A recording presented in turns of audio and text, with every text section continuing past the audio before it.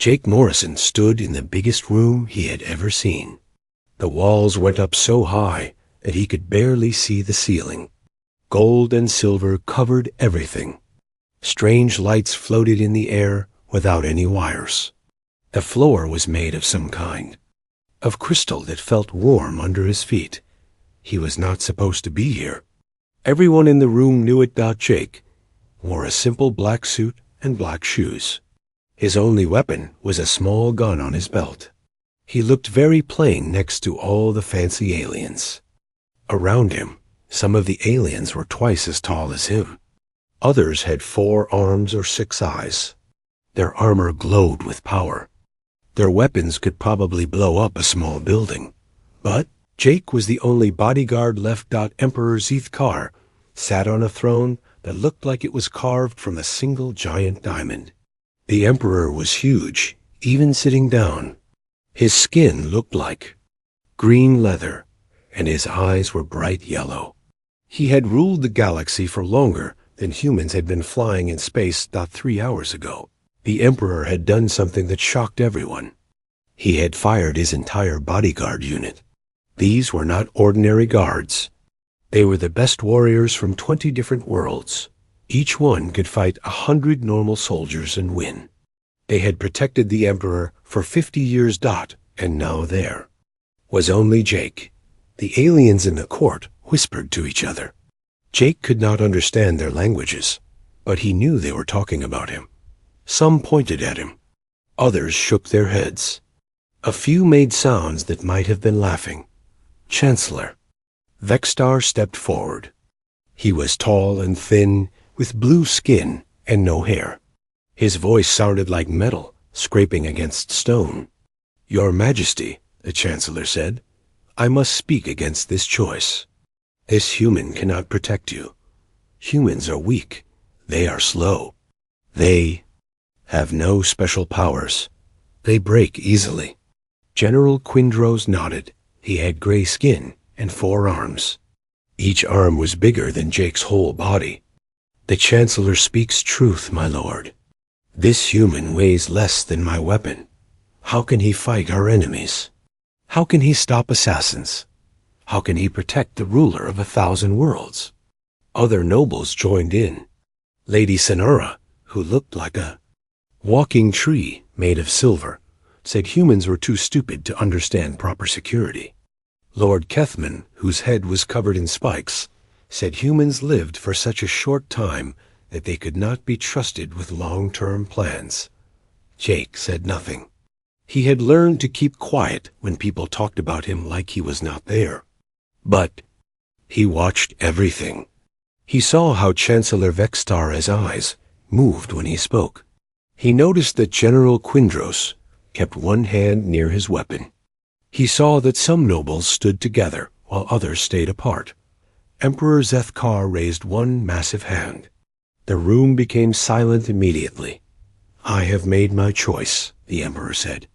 His voice was deep and calm, like distant thunder. Jake, Morrison is my bodyguard now. He is the only bodyguard I need. But why, my lord? Asked Lady Sonara. What can this human do that our best warriors cannot? The emperor looked at Jake for a long moment. Then he smiled, showing teeth that looked like white daggers. That, said the emperor, is exactly what I am counting on. Jake felt all the alien eyes staring at him. Some looked angry.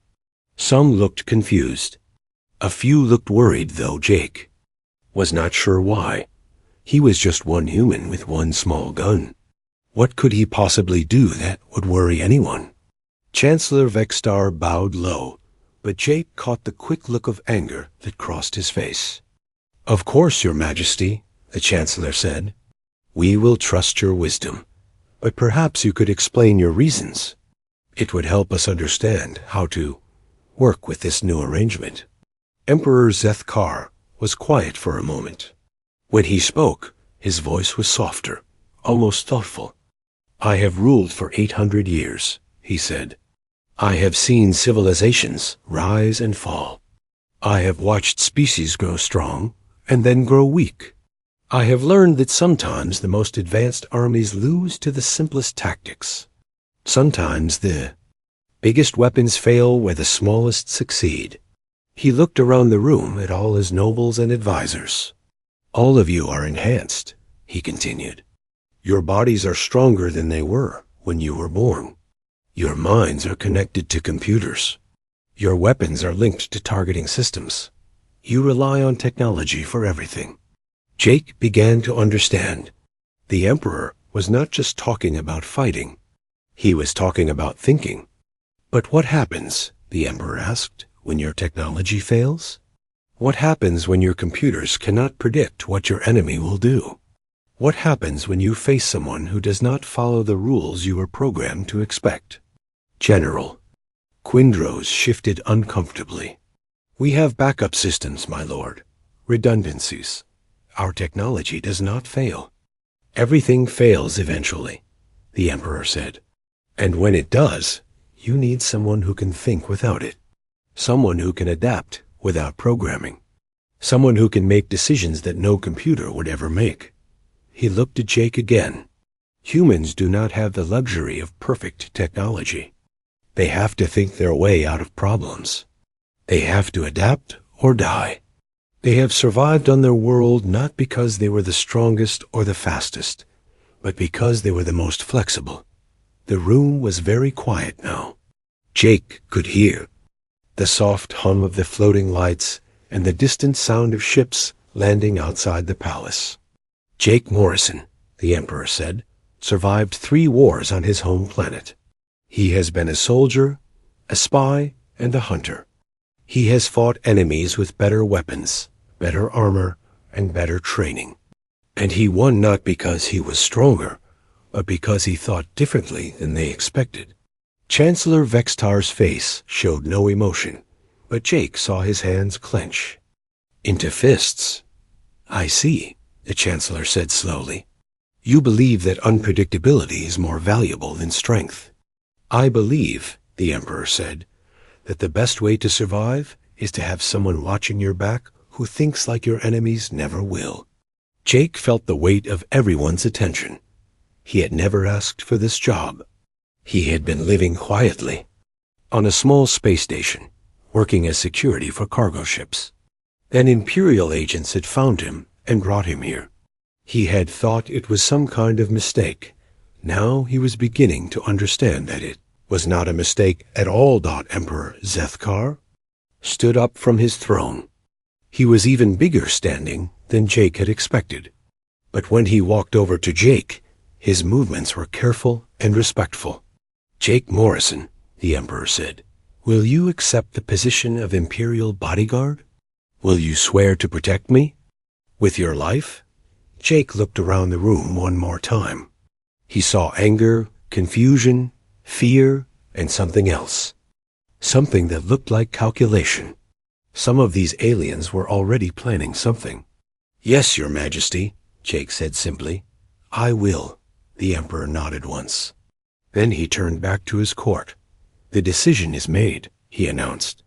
Anyone who has a problem with my bodyguard has a problem with me. I suggest you remember that. As the nobles began to file out of the throne room, Jake heard them whispering again. But this time, the whispers sounded different. This time, they sounded like the beginning of a plan. 3 weeks had passed since Jake became the Emperor's only bodyguard. The aliens in the court still looked at him like he did not belong, but they had stopped talking about it openly. At least, they had stopped talking about it where Jake could hear them. Tonight was different. Tonight was the first real test. The Great Hall was full of important people from across the galaxy. Ambassador Thickrose from the hegemony of Sektal sat at the main table.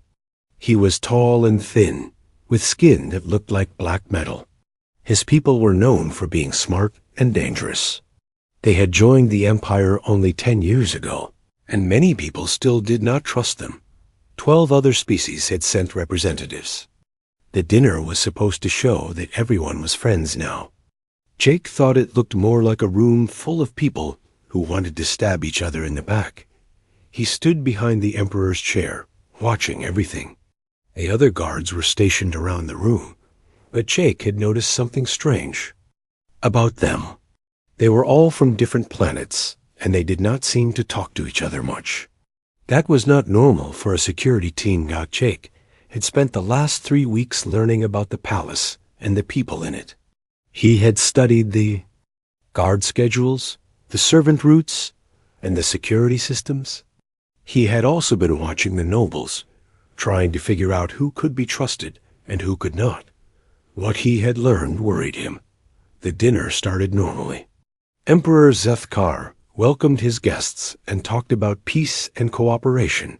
The aliens ate strange foods and drank colorful liquids. Some of them had to eat through tubes. Others seemed to absorb their food through their skin. Jake did not eat anything. He was working. About an hour into the dinner, Jake noticed the first sign of trouble. One of the servers, a young alien with 4 arms and blue skin, was nervous, really nervous. His hands shook when he poured drinks, and he kept looking toward the main doors. Jake watched the server more carefully. The alien was sweating, which was strange because the room was not hot. He also kept checking a small device on his wrist. Jake had seen devices like that before. They were used to coordinate timing for military operations. Then Jake noticed the second sign. 3 of the guards had moved from their original positions. They said they were adjusting for better coverage, but Jake could see they were actually moving closer to the Emperor. That was not standard procedure. The third sign was the smell. Jake had a good nose, and he could smell something that did not belong in a dining room. It was the sharp, clean smell of ozone that came from high-powered energy weapons charging. Jake did not move from his position, but he got ready. He unbuttoned his jacket so he could reach his gun faster. He shifted his weight to the balls of his feet. He started counting exits and calculating distances. Ambassador Thek Rose was talking about trade agreements when everything went wrong. The lights went out for exactly 3 seconds. When they came back on, Jake saw that everything had changed. The nervous server was pulling a weapon from under his tray. 2 of the guards had their guns pointed at the Emperor instead of away from him. 3 more aliens had appeared from somewhere, wearing suits that made them almost invisible. Jake moved before his brain finished processing what was happening. The closest guard was only 6 feet away. Jake tackled him before the alien could fire his weapon. They crashed into a table, sending food and dishes flying everywhere. The alien was stronger than Jake, but Jake was faster. He grabbed the alien's weapon and used it to club him unconscious. The server with 4 arms was shooting at the Emperor, but Emperor Zethkar had already rolled off his chair and was crawling under the table. The energy blasts hit the chair and turned it into melted metal. Jake rolled behind a pillar as more shots came his way. He could hear screaming from the dinner guests. Some were running for the exits. Others were hiding under tables. A few were pulling out their own weapons. This was not a simple assassination attempt. This was a war. Jake looked around the pillar and saw one of the invisible aliens moving toward the Emperor's hiding spot. The alien was good, but he was not perfect. Jake could see the slight shimmer in the air where the invisibility suit bent the light. Jake aimed and fired. His simple bullet gun worked just fine against fancy alien technology. The invisible alien fell down and did not get up, but there were more of them. Jake counted at least 6 attackers, maybe more. They had better weapons, better armor, and better technology. They also knew the room better than he did. Jake had to think fast. The Great Hall was designed to impress visitors, which meant it had a lot of fancy decorations. There were floating lights, crystal sculptures, and metal artwork hanging from the ceiling. Jake realized he could use all of that. He shot one of the floating lights. It exploded in a shower of sparks and crashed into 2 of the attackers. Then he shot a chain holding up a large metal sculpture. The sculpture swung down like a giant hammer and knocked another assassin into the wall. The attackers were confused now. They had planned for a quick, clean kill. They had not planned for someone who would turn the room itself into a weapon. Jake kept moving, never staying in one place for more than a few seconds. He used the panicking dinner guests as cover, diving and rolling between tables. The assassins had to be careful not to hit the wrong targets, but Jake did not have that problem. All of his targets were trying to kill the Emperor. One of the assassins tried to flank Jake by climbing on top of the tables. Jake waited until the alien was balanced on a narrow table and shot the table's support leg. The table collapsed, and the assassin fell hard onto the crystal floor. Another assassin was using some kind of energy shield to deflect Jake's bullets. Jake could not hurt him directly, but he could hurt the things around him. He shot a wine bottle on a nearby table. The bottle exploded, and the liquid inside turned out to be highly flammable. The assassin's shield protected him from bullets, but it did not protect him from fire. The fight only lasted about 4 minutes, but it felt like hours. When it was over, 6 assassins were dead or unconscious. 3 guards who had betrayed the Emperor were also down. The great hall looked like a battlefield. Jake was bleeding from a cut on his forehead, and his jacket was torn. But he was alive, and more importantly, so was the Emperor. Emperor Zethkar crawled out from under the table. He looked around at the destruction and the bodies. Then he looked at Jake. "Are you hurt?" the Emperor asked. "Nothing serious," Jake said. He was already thinking about what came next. "We need to get you to a secure location. If they tried once, they'll try again." "In a moment," the Emperor said. He walked over to one of the unconscious guards. "I want to know who organized this."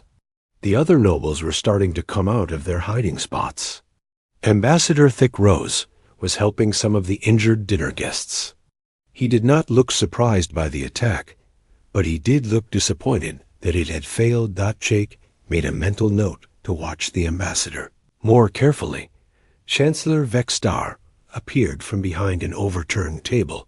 His fancy robes were dirty, and he looked shaken. "Your Majesty," the Chancellor said, "are you safe? We must call for more guards immediately." "No," the Emperor said calmly. "We must find out who gave these assassins the security codes for this room. Someone in my court helped plan this attack." Jake saw several of the nobles look uncomfortable. Good. Let them worry about what the Emperor knew. General Quindros came, running into the room with a squad of soldiers. He looked around at the damage and then at Jake. "What happened here?" the general demanded. "Jake Morrison saved my life," the Emperor said simply, "just like I knew he would." Jake did not say anything, but he was thinking hard. The attack had been well planned and well coordinated. The assassins had known exactly where the Emperor would be sitting. They had known the guard positions and the security protocols. They had even known about the room's lighting system. This was not the work of outside enemies. This was treason from inside the court, and Jake was pretty sure it was not over yet. As the soldiers began cleaning up the mess and taking away the bodies, Jake stayed close to the Emperor. He was thinking about what the Emperor had said 3 weeks ago, about needing someone who could think differently than the enemy expected. The enemy had expected the Emperor's guards to follow standard security procedures. They had expected a defensive response to their attack. They had expected to fight soldiers who would use conventional tactics. They had not expected someone who would turn the room into a weapon. They had not expected someone who would use their own advantages against them. They had not expected someone who would fight like a human. Jake looked around the room at all the nobles and officials. Some of them were staring at him with new respect. Others were staring at him with something that looked like fear. Both reactions told Jake that he had made an impression. The question was, whether that impression would keep the Emperor safe or make him an even bigger target. Jake had a feeling he was about to find out. The weeks after the attack in the Great Hall were quiet, but Jake did not trust quiet. In his experience, quiet times were when the real planning happened. He had been right to be suspicious. Jake spent his days following the Emperor around the palace, but he spent his nights doing detective work. He had learned to move through the palace without being seen, using maintenance tunnels and service corridors that most people forgot existed. What he found made him angry. Chancellor Vextar was holding secret meetings in his private chambers. Jake had managed to hide in the walls and listen to several of these meetings. The Chancellor was not alone. General Quindros was there, along with Lady Sinara and Lord Kethmon. They were joined by representatives from the hegemony of Siktal and the crystalline collective. They were planning another attempt on the Emperor's life. But this time, they were being smarter about it. They had learned from the failure in the Great Hall. They knew that Jake was more dangerous than they had expected. The human is the problem, Jake heard Chancellor Vextar say during one meeting. As long as he protects the Emperor, our plans will not work. Then we kill the human first, General Quindros replied. He is only one person. He cannot fight an entire army. It is not that simple, said a voice Jake did not recognize. It sounded like glass breaking. The human does not fight like we do. He does not follow the rules we understand. He is unpredictable. All humans are unpredictable, Lady Sinara said. That is why they are dangerous. That is why they should not be allowed to spread through the galaxy. Jake felt his blood go cold. They were not just planning to kill the Emperor. They were planning to use his death as an excuse to attack humanity itself. If we remove the Emperor, Chancellor Vextar continued, we can claim that the human was responsible. We can say the humans cannot be trusted with important positions. We can convince the other species that humanity is a threat that must be contained or eliminated. General Quindros added. Jake had heard enough. He carefully made his way back through the maintenance tunnels to his own room. He needed to think. Next morning, Jake requested a private meeting with Emperor Zethkar. They met in the Emperor's personal study, a room lined with books and artifacts from 1,000 different worlds. Your Majesty, Jake said, we need to talk about the conspiracy against you. The Emperor looked up from the ancient book he was reading. I wondered when you would figure it out. You already know? I have suspected for months, the Emperor said. The attack in the Great Hall confirmed it. Too many people knew too many details, but I needed proof. I can give you proof, Jake said. I've been listening to their meetings. Chancellor Vextar is leading it, but General Quindros and several others are involved. They're working with the Sectal and the Crystalline Collective. Emperor Zethkar closed his book and looked at Jake with those bright yellow eyes. What else did you learn? Jake hesitated. They're not just trying to kill you, Your Majesty. They're planning to blame me for it. They want to use your death as an excuse to attack humanity. The Emperor was quiet for a long moment. When he spoke, his voice was sad.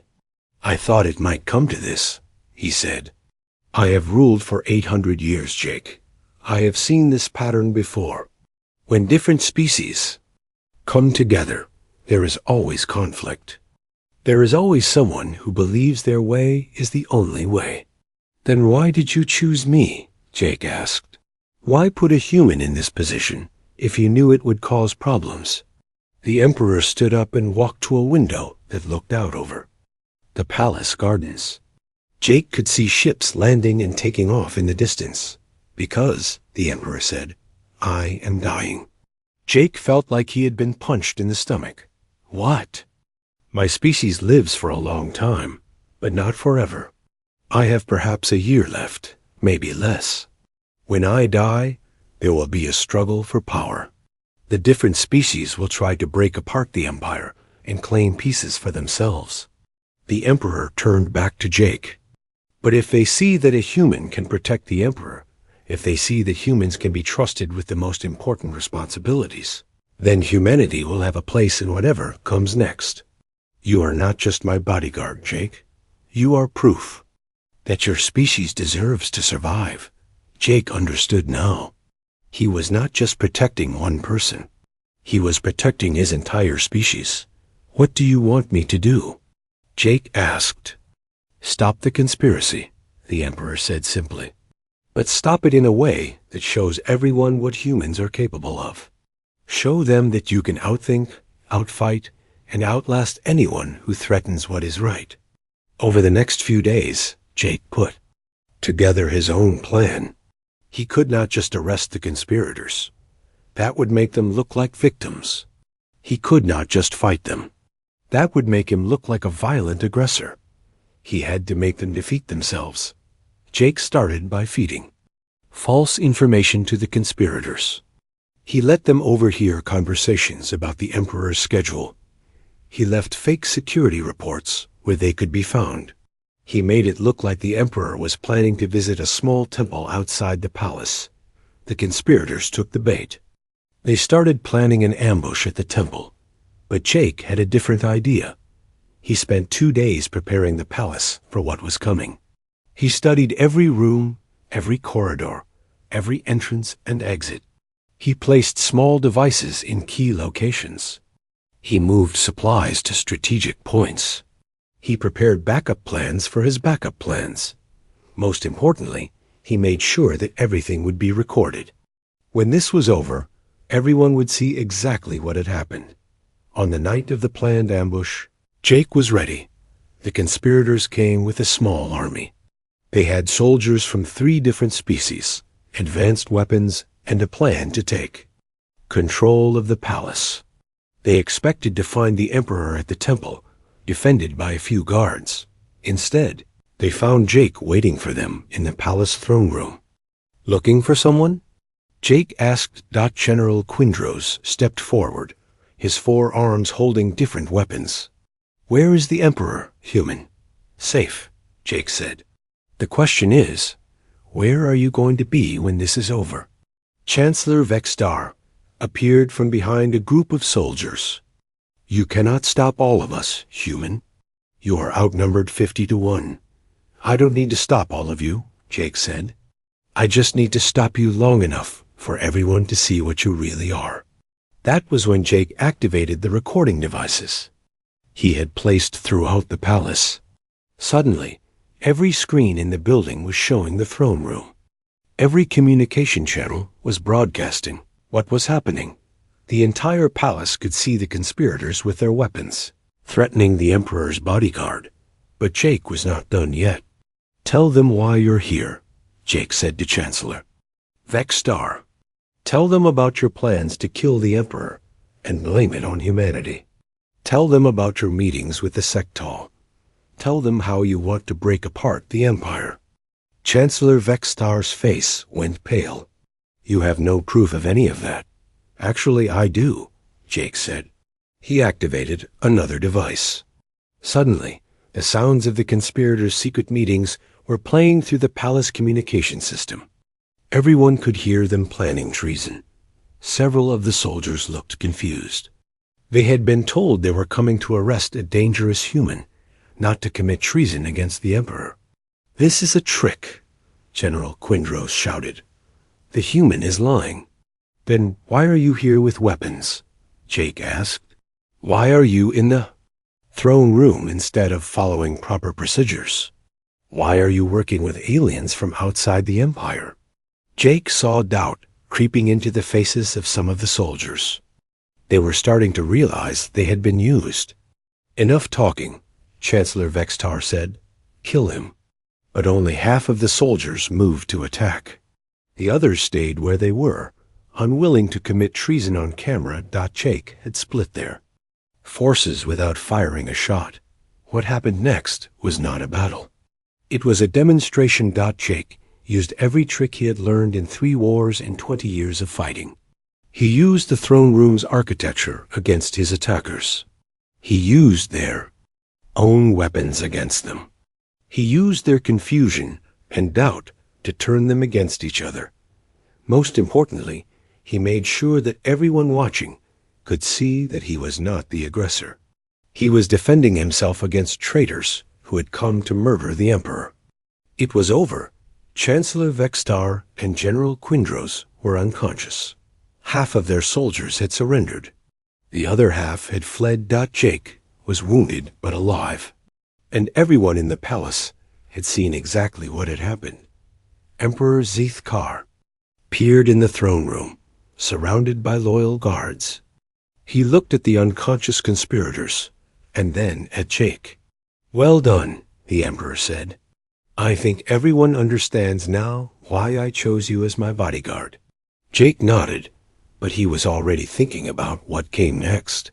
He had stopped this conspiracy, but he had also made enemies. There would be other attempts, other plans. The real war was just beginning. The palace alarm was screaming when Jake woke up. Red lights flashed in his small room next to the Emperor's chambers. Jake grabbed his gun and was running toward the Emperor's door before he was fully awake. He had learned to sleep lightly since becoming a bodyguard. The Emperor's room was empty. The bed had not been slept in. Jake's blood went cold. This was wrong. The Emperor always slept in his room. He had done so for 800 years. He would not change his routine without telling Jake. Jake activated his communication device. "Palace security, this is Morrison.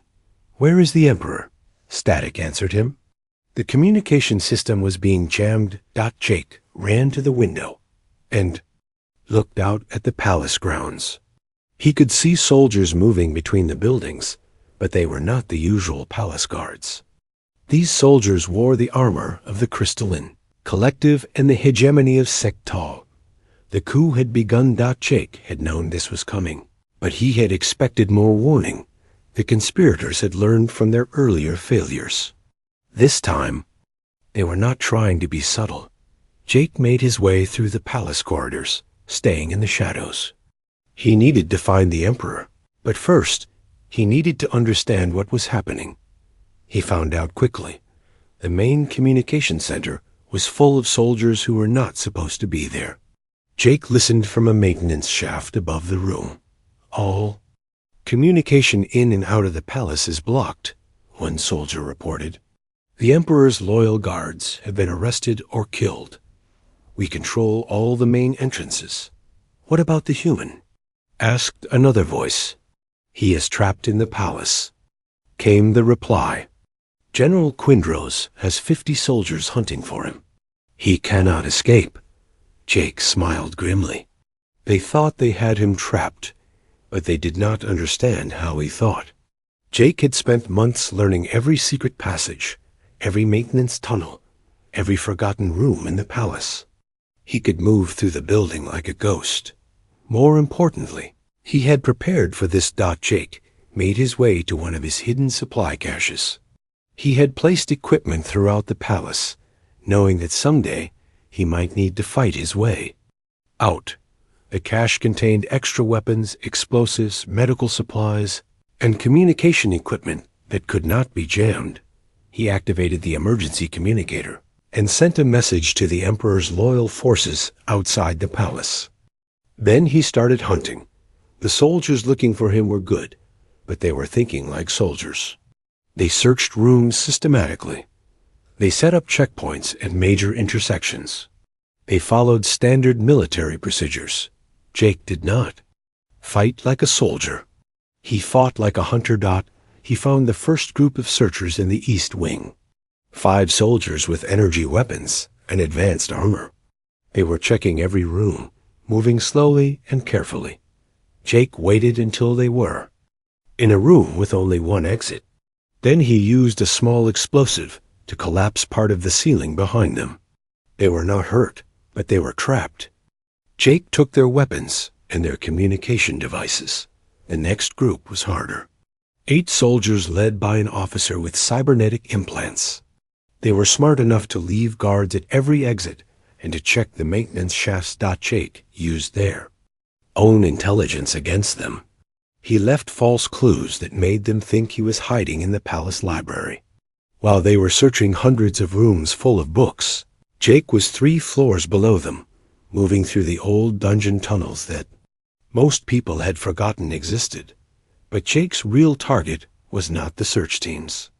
His real target was whoever was giving them orders. He found the command center in the palace communications room. General Quindrose was there, along with officers from the Crystalline Collective and the Sectal Hegemony. They had turned the room into a military headquarters. Jake watched them from above, hidden in the air circulation system. He could hear everything they said. A human is proving more difficult than expected, General Quindrose was saying. We have lost contact with 3 search teams. He is only one person, replied a Sectal officer. How much trouble can he cause? More than you think, said a Crystalline Collective commander. We studied the recordings from his previous fights. He does not think like we do. He uses strategies that our computers cannot predict. Jake was pleased to hear that they were worried about him. Worried enemies made mistakes. Where is the Emperor? General Quindrose asked.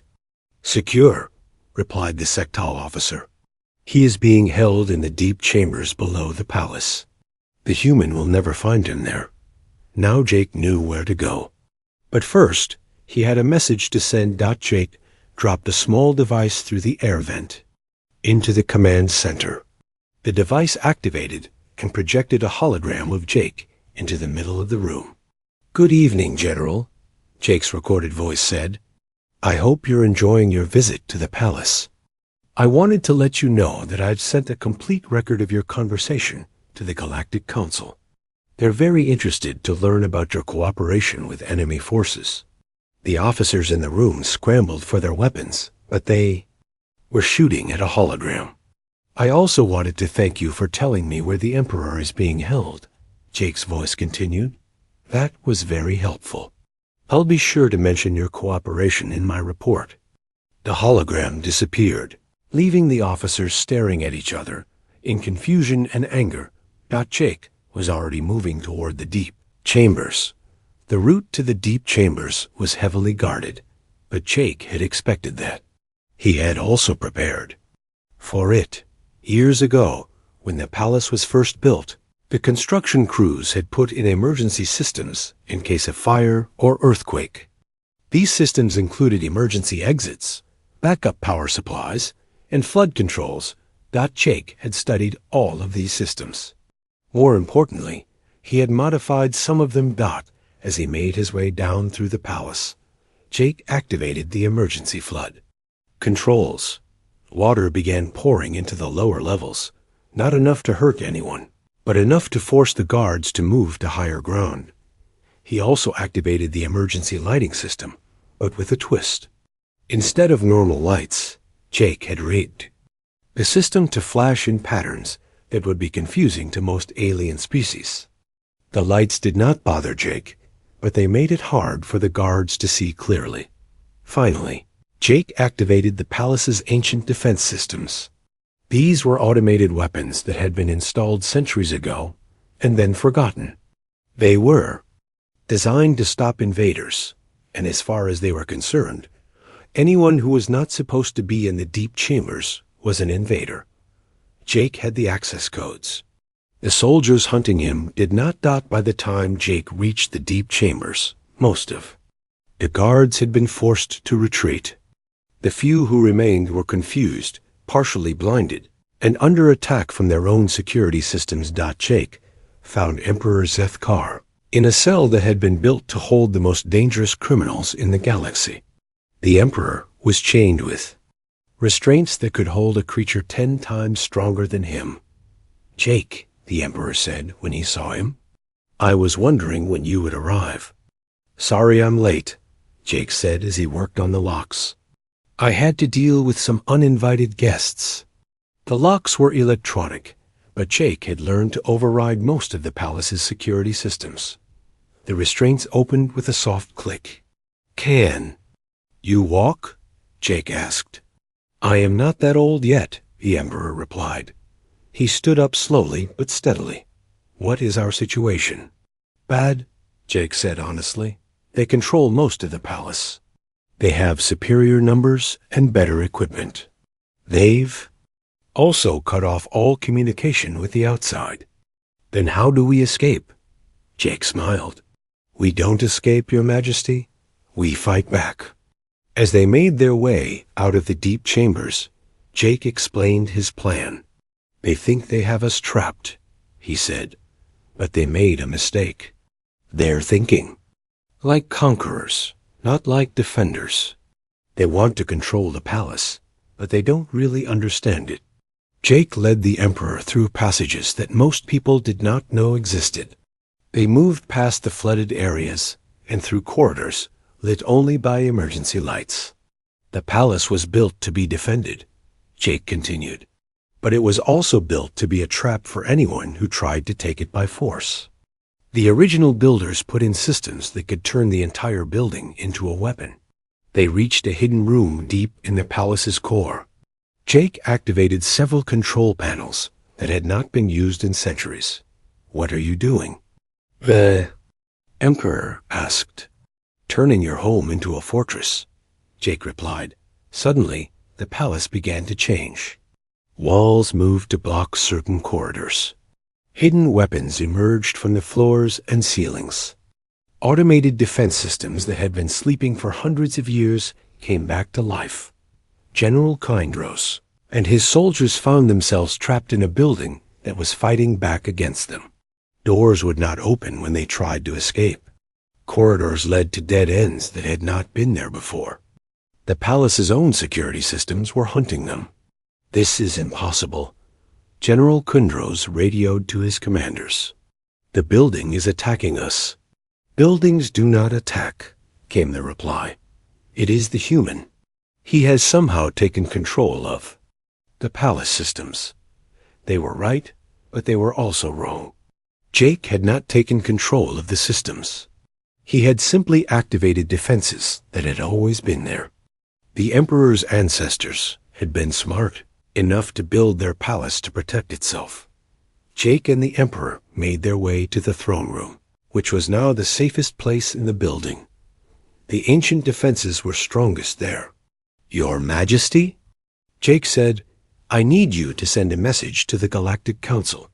Tell the 6 months after the failed coup, Jake stood in the same throne room where he had defeated General Kyndros. But everything had changed. Emperor Zithkar was dying. The ancient ruler lay on a bed that had been brought into the throne room. His breathing was slow and shallow. His bright yellow eyes were dim. The greatest emperor in galactic history was coming to the end of his 800-year life. Jake had not left the emperor's side for 3 days. Jake, the emperor whispered, I'm here, Your Majesty. Come closer. There are things I must tell you before I die. Jake moved his chair next to the bed. The throne room was empty except for them. The emperor had sent everyone else away. The coup failed, the emperor said, but the ideas behind it did not die. There are still those who believe humans are too dangerous to be trusted. There are still those who want to remove your species from the galaxy. Jake had known this. In the months since the coup, he had received dozens of death threats. Several attempts had been made on his life. The Galactic Council was split between those who saw humans as heroes and those who saw them as a threat. What happens when you die? Jake asked. That depends on you, the emperor replied. The council will choose a new emperor from among the species leaders. But first, they will debate what to do about humanity. Your actions during the coup impressed many of them, but it also frightened many others. The emperor paused to catch his breath. They are afraid, Jake, because you showed them something they did not want to see. You showed them that all their advanced technology, all their superior evolution, all their ancient wisdom could be defeated by one human who refused to give up. Jake understood. They're not afraid of humans being weak. They're afraid of humans being strong. Exactly. And That fear will make them dangerous. The Emperor reached out with one massive hand and touched Jake's shoulder. But there is hope. Prince Kelthur of the Saurian Republic is the most likely candidate to become the next emperor. He is young, but he is wise. More importantly, he believes that the galaxy is stronger when all species work together. Jake had met Prince Kelthur several times. The young Saurian was intelligent and fair, but he was also inexperienced. He would need protection and guidance. You want me to be his bodyguard too, Jake said. I want you to be more than that, the Emperor replied. I want you to be his advisor. I want you to help him build a galaxy where humans and aliens can trust each other. The Emperor's breathing became more labored. But first, you must survive what is coming. There will be one final attempt to remove you, and to use my death as an excuse to attack humanity. They will come soon, and they will come with everything they have. Who will come? The hegemony of Sector, the Crystalline Collective, and the Void Hunters. They have formed an alliance. They believe that with me dead, they can take control of the Empire and reshape it according to their wishes. Jake felt a chill. The Void Hunters were the most dangerous military force in the galaxy. They had never been defeated in battle. How many? Jake asked. A full battle fleet, 300 ships. They will arrive within hours of my death. Jake's mind was already working. 300 ships meant thousands of soldiers. Even with the palace's defenses, he could not fight that. Many enemies. Your Majesty, we need to evacuate you. We need to get you to a secure location. The Emperor shook his head weakly. No, Jake. I will die here, in my throne room, as emperors have for 1,000 years. And you will defend this place until Prince Kelthur arrives with the loyal fleets. How long do I need to hold them? 6 hours, maybe 8. Jake thought about what he had learned in his months as the Emperor's bodyguard. He thought about the palace's defenses, its secret passages, its hidden weapons.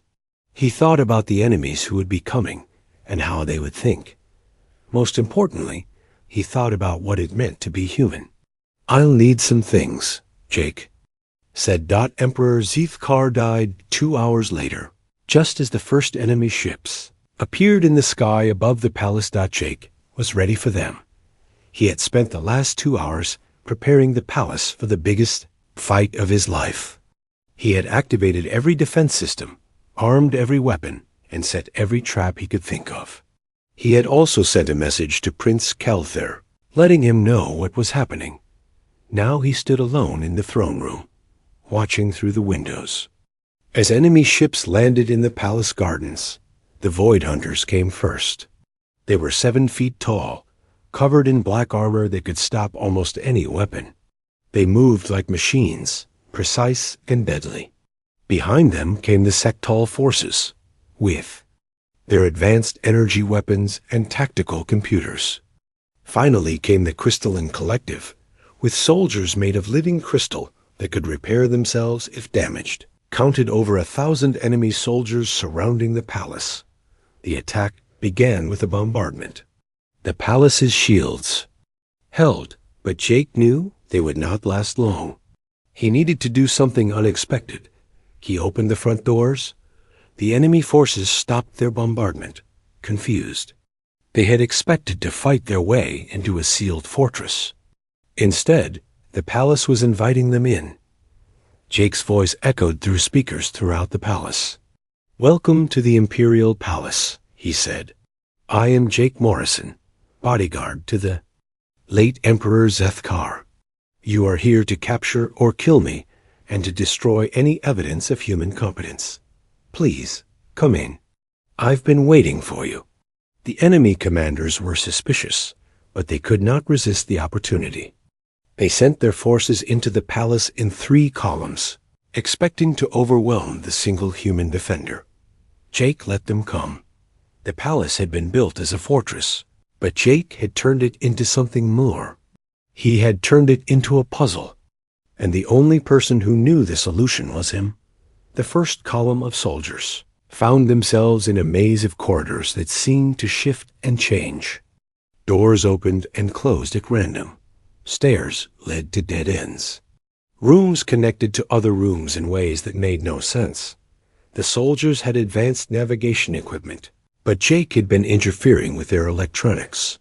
Their computers could not map a building that kept changing. The second column faced a different challenge. They found themselves fighting the palace's automated defenses, but the defenses were not working the way they were supposed to. Weapons appeared where there should have been none. Traps activated in safe areas. The palace itself seemed to be actively hunting them.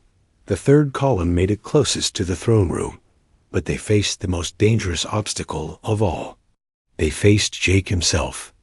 Jake had learned something important during his months as a bodyguard. He had learned that the most advanced aliens in the galaxy all had one weakness. They relied too much on their technology, their programming, their predetermined responses. They could not adapt the way humans could. Jake used this against them. He fought in ways that their computers could not predict. He used weapons in ways they were not designed to be used. He turned their own strengths into weaknesses. When the Void Hunter soldiers tried to use their superior strength, Jake used their momentum against them. When the sectal forces tried to use their advanced weapons, Jake used the weapon's own energy to overload their systems. When the crystalline collectives sent their self-repairing soldiers, Jake found ways to make them repair themselves incorrectly.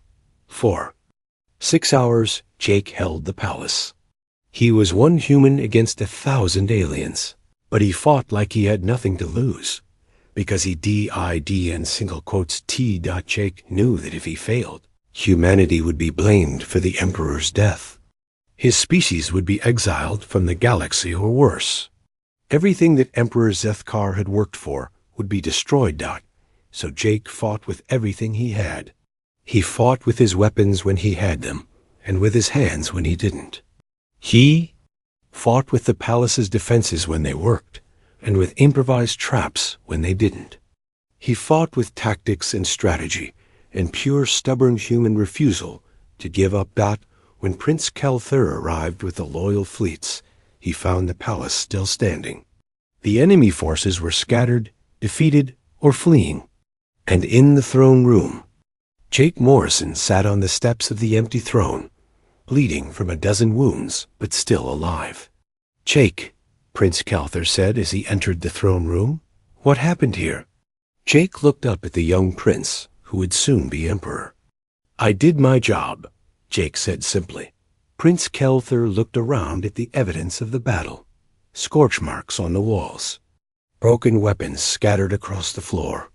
The bodies of enemy soldiers who had gotten closest to the throne. "How?" the prince asked. "How did one human defeat an entire army?" Jake stood up slowly, wincing from his injuries. "Because," he said, "they expected me to fight like them. They expected me to follow their rules, to use their tactics, to think like they think. But I'm human. I don't fight to win according to their rules. I fight to survive according to mine." Prince Kelthur would be crowned Emperor Kelthur 3 days later. His first official act would be to appoint Jake Morrison as his chief advisor and head of Imperial security. His second act would be to grant humanity full membership in the Galactic Council, with all the rights and protections that came with it. But more importantly, word of Jake's defense of the palace spread throughout the galaxy. Every species heard the story of the human who held off an army for 8 hours to protect his emperor's legacy. Some species heard the story and felt respect for human courage and loyalty. Others heard the story and felt fear of human